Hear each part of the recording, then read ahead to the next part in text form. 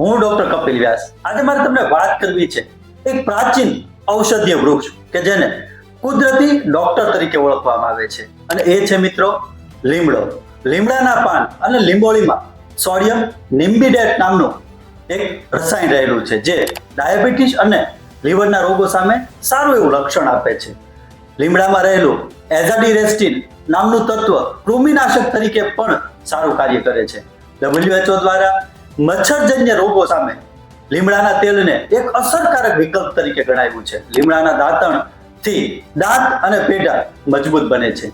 પાયોરિયાથી રક્ષણ પણ મળે છે. અને મિત્રો, અત્યારે ચૈત્ર મહિનો ચાલી રહ્યો છે, ત્યારે ચૈત્ર અને વૈશાખ માસમાં તાવના કેસ એકંદરે વધુ હોય છે. એટલા માટે જ આપણા દાદી આપણને ખાસ કરીને ચૈત્ર અને વૈશાખ માસમાં લીમડાના પાનનો ઉકાળો બનાવીને પીવડાવે છે, જેથી કરીને આપણું આરોગ્ય સારું જળવાઈ રહે. તો આવી જ યુનિક ઇન્ફોર્મેશન માટે ચોક્કસથી યુનિક એસન્સને ફોલો કરતા રહો.